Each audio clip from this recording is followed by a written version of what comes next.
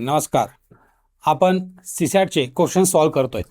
त्या सिरीजमध्ये आपला आज तिसरा लेक्चर आहे. म्हणजे पहिला लेक्चर आपण ओरिओ घेतला, सीसॅटला कसं टॅकल करायचं, त्याच्यानंतर 2 लेक्चर्स घेतले, नंबर सिस्टीम्स असतील किंवा मग डेटा सफिशियन्सी क्वेश्चन्स आपण सॉल्व्ह केले. जवळपास 20 क्वेश्चन सॉल्व्ह केलेत.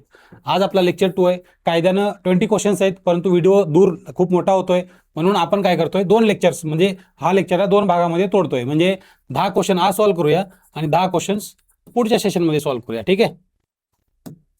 बरं, आज आपण बघणार आहे अर्थमॅटिक इसेन्शियल्स, जसे की पर्सेंटेज, ॲव्हरेज, स्पीड, वर्क, ठीक आहे, कमर्शियल मॅथ, या गोष्टीवर बघणार आहे. ठीक आहे. नंबर सिस्टीम आपण बघितलंय, ठीक आहे, आणि त्याच्यानंतर डेटा सफिशियन्सीचे सुद्धा क्वेश्चन्स बघितलेत.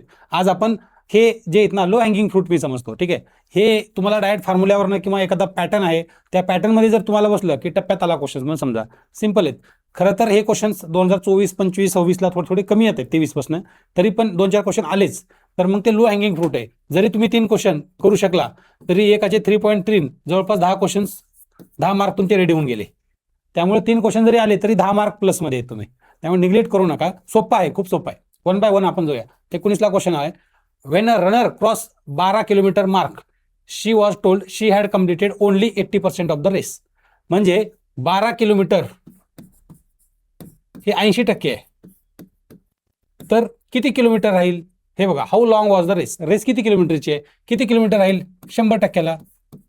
डायरेक्ट क्रॉस आहे, म्हणजे 12 गुणिले 100 आणि इक्वल टू हे इकडं 80 गुणिले काय, रेस किती किलोमीटरचे ते म्हटले. पर्सेंटेज दोन्हीकडे असल्यामुळे मी कॅन्सल केले. हा 80 खाली गेला इथे. ठीक आहे. हे 0, हे 0. ठीक आहे. 4 2 8, 4 त्रिकम 12, 2 पंच 10, 5 त्रिक 15. ऑप्शन 15. किती सोपं आहे, काहीच नाही. जे वर्बल आहे, वर्बॅटियम आहे, त्या वर्बॅटियमला समजा. शब्द वाक्य रचना काय दिलं, वाक्यात काय दिलं त्याला समजा आणि डायरेक्ट त्याची मांडणी करा. ही मांडणी आली की डायरेक्ट क्रॉस मल्टिप्लिकेशन करणं, याचं याला, याला याला केलं आणि डायरेक्ट उत्तर येऊन गेलं. ठीक आहे. तुमच्या पुढे केलं मी, आणि जसं एक्झाममध्ये हॉलमध्ये करताय ना त्याच पद्धतीने करतोय, फक्त हळूहळू करतोय म्हणजे तुम्हाला समजावं असं. उत्तर 15 आहे. ठीक आहे. बघा पुढला. If the price of an article is decrease by 20% and new price is then increase by 25%, what is the net change म्हणते. नेट बदल. जेव्हाही पर्सेंटेजचे प्रॉब्लेम असतात ना, त्यावेळेस कुठल्याही आर्टिकलची किंमत अगोदर 100 घ्यायची आणि मग चालू करायचं, म्हणजे सोपं पडतं. बघा, if the price of an article is decrease by 20%, म्हणजे ओरिजिनल किती होती, ओरिजिनल आहे 100 रुपये. ठीक आहे. डिक्रीज बाय 20% म्हणते. ह्याची 20% किती, डिक्रीज बाय 20%. पहिलं काय म्हणते, डिक्रीज बाय 20%, म्हणजे 100च्या 20% किती झाले, 100च्या 20% 20 झाले. डिक्रीज बाय 100 म्हणजे 80 राहिले. कळलं. 20% कमी झाले म्हणजे 100च्या 20% किती, 20. ठीक आहे. 100च्या 20% म्हणजे 20, 20 कमी झाले. नंतर ही झाली 80, आता 80 आले. आता कस्टम 80 रुपये आले. आता सेकंडला काय केले, 25% वाढवले. New price is increase by 25%, म्हणजे 80च्या 25% वाढले, म्हणजे 80 प्लस 25% ऑफ 80. आता जेव्हाही तुम्हाला एक लक्षात घ्या, हे 25% आहे ना, या 25%ला 1/4 असं लिहायचं, किंवा 50% असेल तर 1/2 लिहायचं. ठीक आहे. या गोष्टी तुम्ही लिहा, म्हणजे कॅल्क्युलेशनला सोपे जातात. म्हणजेच काय, 80 प्लस याचं 1/4 म्हणजेच 1/4, याला 80, हे झालं किती 20 प्लस 20 इक्वल टू किती 100 रुपये. सध्याची प्राइस 100 रुपये आणि ओरिजिनल प्राइस सुद्धा 100 रुपये, म्हणजे नेट चेंज किती आहे, आधी 100 आणि आताही 100, म्हणजे नेट किती, net change is equal to 0. हे बघा, नेट चेंज इज 0. कळालं. एकदम साधं सिंपल तुमच्या पुढे करतोय, काहीच नाहीये. बघा, ओरिजिनल प्राइस 100 रुपये घेतली, त्यानंतर डिक्रीज बाय 20%, 20% डिक्रीज झालं, म्हणजे 20 रुपयानं कमी झालं. मग 80 रुपये, 80 झालं, नवीन प्राइस 80, 80ला वाढवलं 25%, 80च्या 25% 20 रुपये, 80 प्लस 20 100, नेट 0. नेट 0, आधीचे 100 आणि आताचे 100. बघा किती सोपं आहे, काहीच नाही याच्यामध्ये. चला बघा, 80% of voter cast valid votes. जेव्हा असं देतात का, त्यावेळेस असं समजायचं, म्हणजे 80% वोटर कास्ट व्हॅलिड वोट आहे. बरं, 80%. एक्सला 56% पडले, आणि ओन बाय 1440 वोट. म्हणजे एक्सला किती पडले? एक्सला पडले 56% वोट. जर एक्सला 56 पडले तर दुसरं समजा वाय पकडूया. मग वायला किती आले? तर 56 आणि 44 आले. बरोबर ना? हे दिलेलं आहे, दिस इज गिवन. आणि हे आपण लिहिलं, रिटर्न आपण लिहिलंय. ठीक आहे, वाय दिलं नाही पण लिहावं लागेल. का? कारण इथे दिले बघा, अँड ओन बाय 1440 वोट.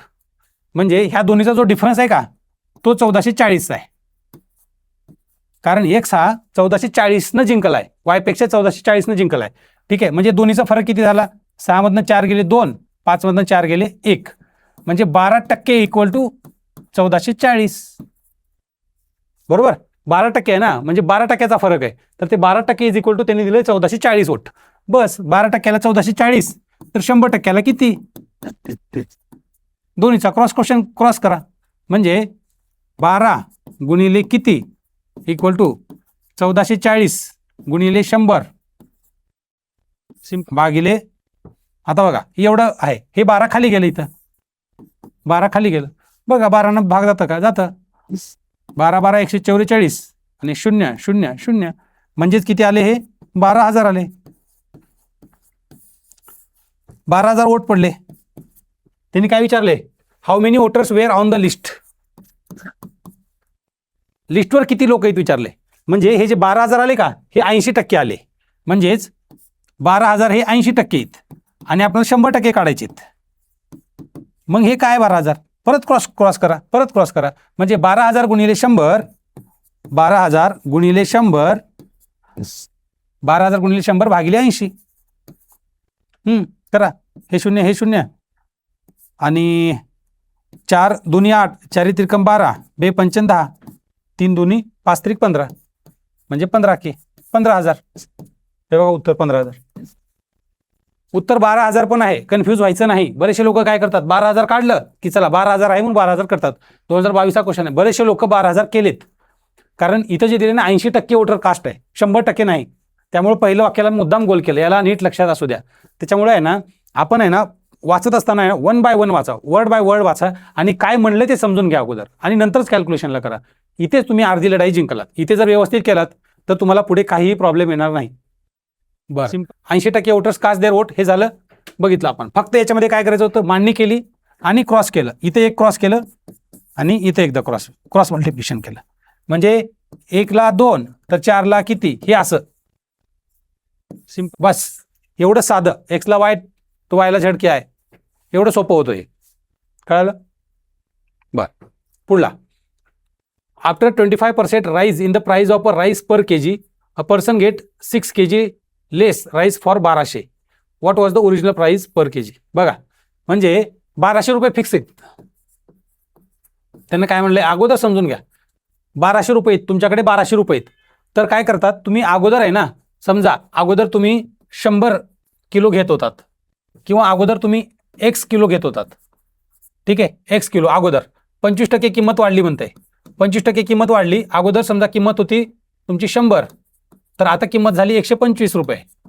आणि 125 झाल्यामुळं तुम्हाला x - 6 किलो कमी मिळते. हेच सांगितलं त्यांनी. बघा, after 25% rise in the price of rice per kg, a person get 6 kg less rice for 1200. म्हणजे हा फिक्स आहे 1200. म्हणजे माझं जे मंथली बजेट आहे का राईसवर, दर महिन्याला जर मला राईसवर माझ्या फॅमिलीचं बजेट असेल तर तांदळावर फक्त आणि फक्त 1200 रुपये खर्च आहे. आणि जर भाव वाढला तर तांदूळ मला कमी मिळतील, क्वांटिटी कमी मिळेल. भाव कमी झाला तर जास्त मिळेल. तर 25% भाव वाढलाय, 25% भाव वाढलाय. आणि 25% भाव वाढल्यानंतर मला जेवढं राईस मिळायचं का त्याच्यापेक्षा 6 किलो कमी मिळते.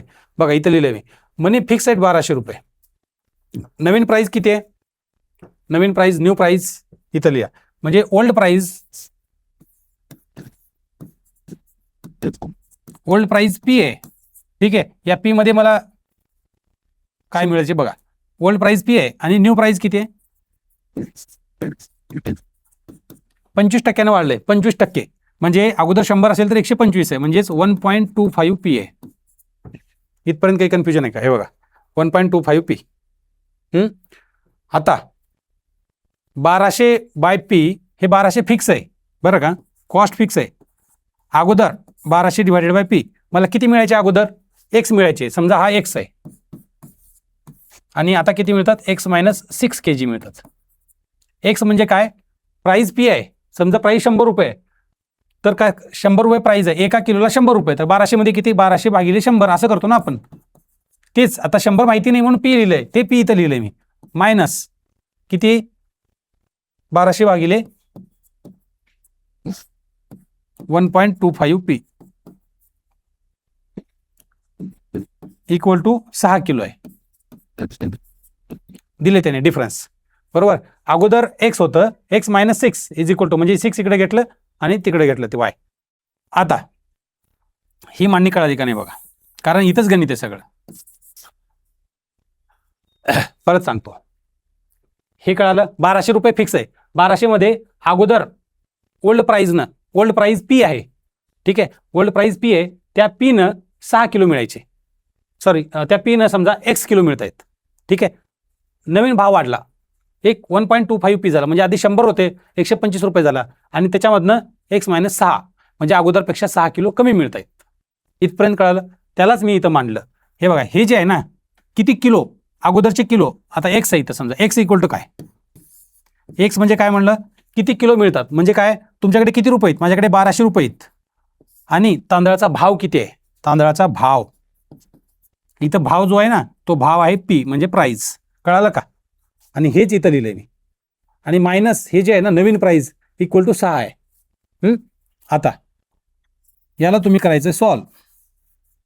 1.25 याचा क्रॉस वगैरे जर केलात ना, तर हे येईल आपला 240 divided by P equal to 6. हे असं येईल. याला सॉल्व करा. बस फक्त ही मांडणी महत्वाची आहे. हे जर आलं की काम संपलं. म्हणजेच P equal to what? P इकडे गेला, 6 खाली आला, साइन चौक 24, म्हणजे पी इक्वल टू 40 आला. हे बघा, पी इक्वल टू 40 किलो आहे. ओरिजिनली 40 रुपये किलो होता.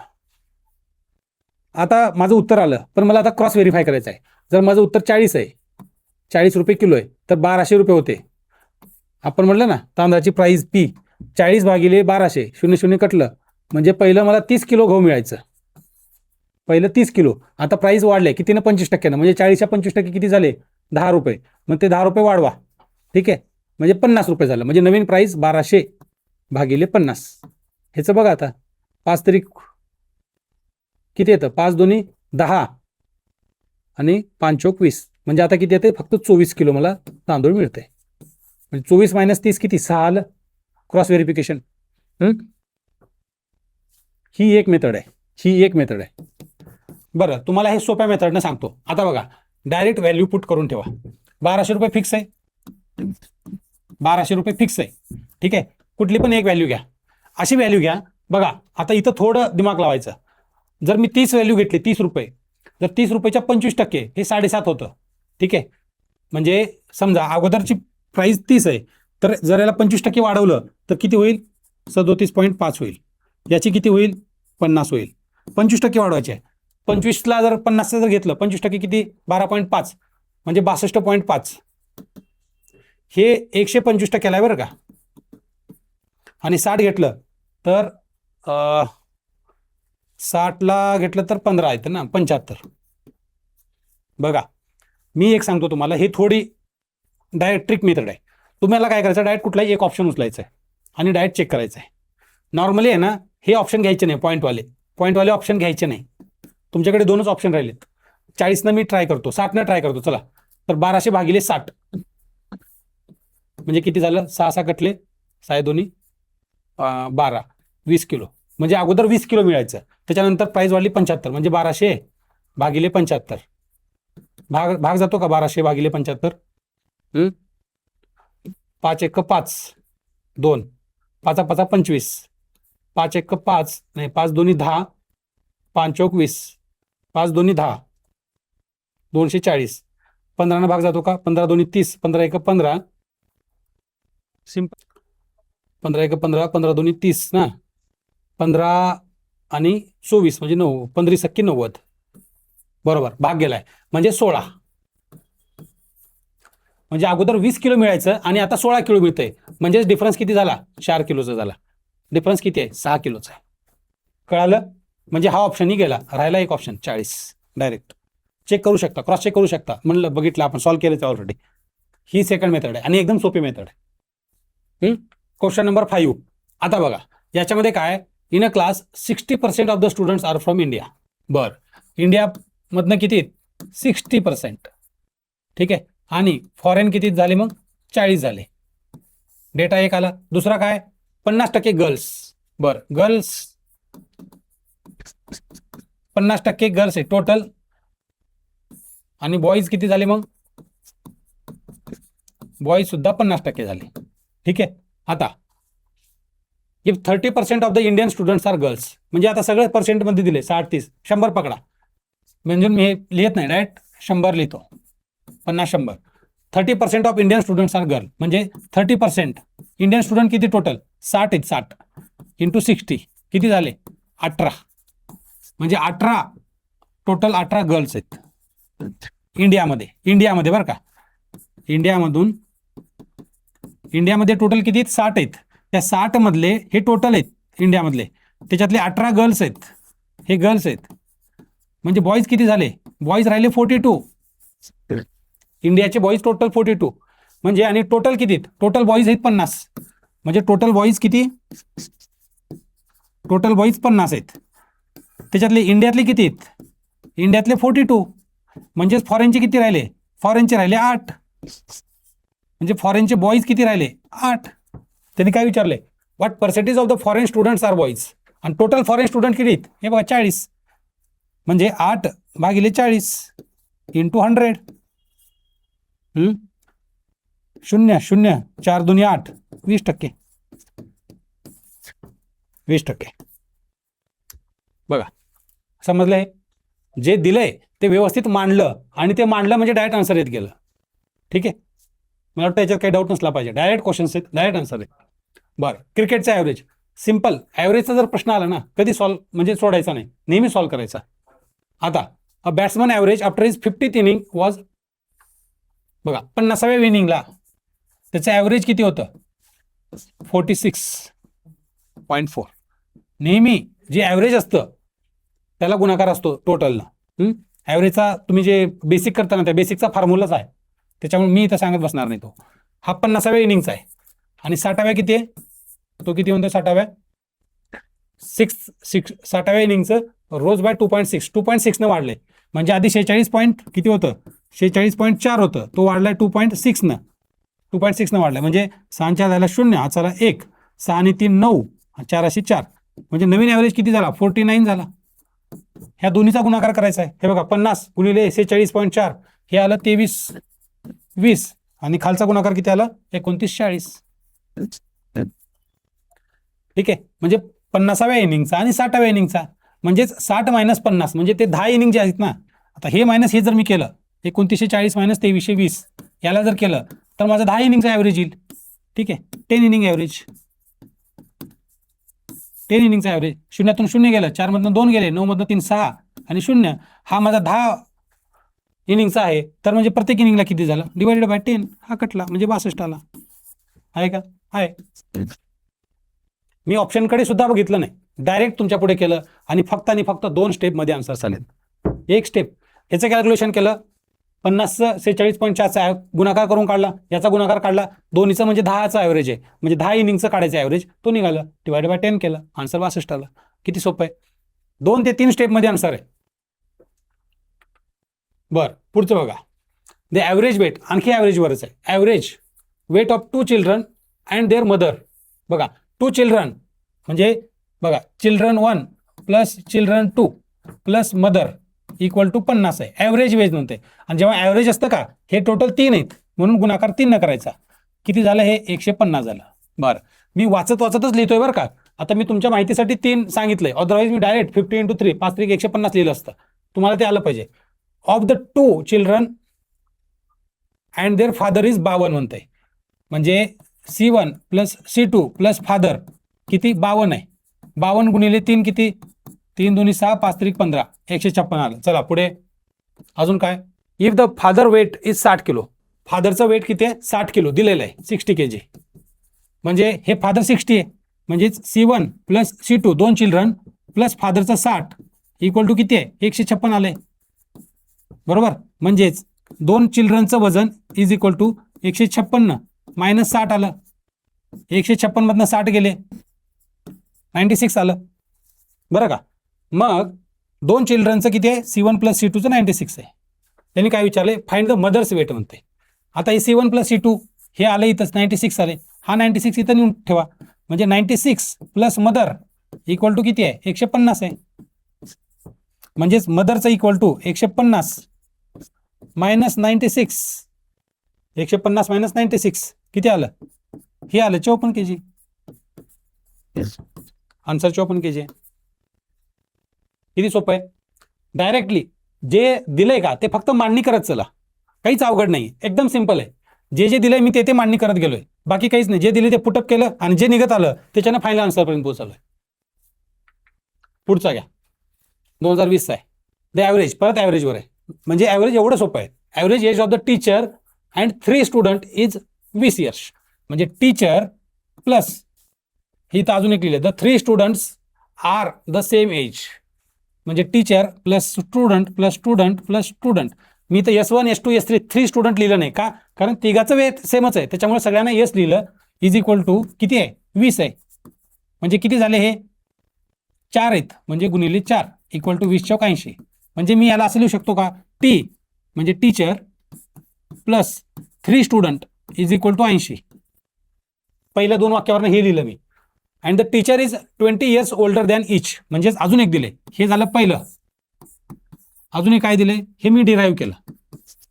म्हणजे teacher equal to teacher is 20 years older than each म्हणते. इच म्हणजे यस प्लस 20 हे दिलंय गिवन आहे. हे डिराईव्ड आहे. Find the teacher age T काढायचंय. बघा येतंय का सिंपल आहे एकदम. आता हे जे टी आहे ना इथं ठेवून टाका. टीची value S plus 20 S plus 20 plus 3S equal to 80.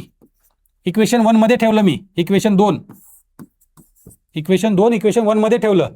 S plus 3S 4S equal to 80. हा 20 तिकडे गेला मायनस 20 झाला म्हणजे 60 झाला.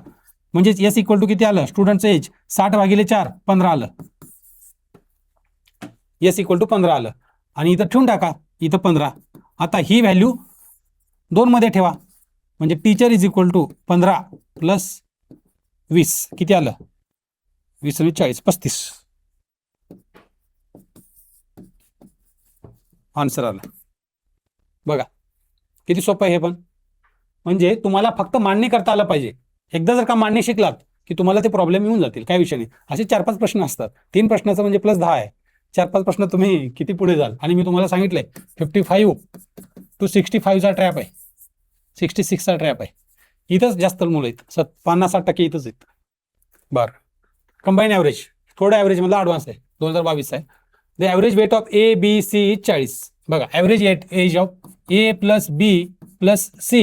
आता मी परत सांगत बसणार नाही. A plus B plus C म्हणजे तिघाचं किती आहे 40 आहे म्हणजे 40 त्रिकम 120 डायरेक्ट आलं पाहिजे हे. कारण बघा A plus B plus C तिघ जण आहेत. ॲव्हरेज 40 आहे म्हणजे 40 × 3 तर ते झालं 120. आणि बघा BDE 42 आहे. B plus D plus E किती आहे 42 आहे. म्हणजे लगेच इकडे करायचं 42 × 3 3 2 6 आणि 4 त्रिकम 12 126. आता ठीक आहे. बर पुढे काय and F weights the same as B. F equal to B. F equal to B दिलेलं आहे. अजून काय दिलंय what is the average weight of A B C D E F. A plus B plus C plus D plus A plus B plus C plus D plus E plus F चं average weight काढायचं आहे. ठीक आहे. म्हणजे याचं total weight जेवढं बी राहील ना 1 2 3 4 5 6 डिवाइड बाय 6 ते काढायचं आहे. आता A plus B plus C plus D plus E plus F हे दिले 120. हे बघा